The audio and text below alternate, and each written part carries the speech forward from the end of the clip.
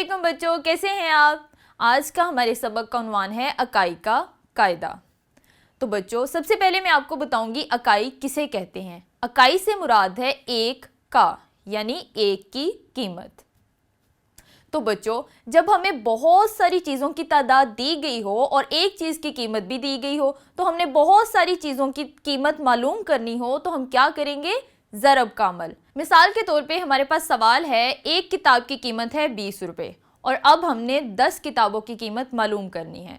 तो बच्चों हम क्या करेंगे, एक किताब की कीमत को 10 किताबों की तादाद से ज़रब दे देंगे। अब हमने 10 को 20 से ज़रब दी तो हमारे पास आ गया 200, यानी 10 किताबों की कीमत 200 रुपये।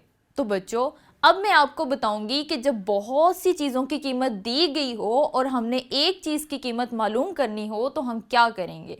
तब हम तकसीम का अमल करेंगे। मिसाल के तौर पे 10 किताबों की कीमत है 200 रुपये।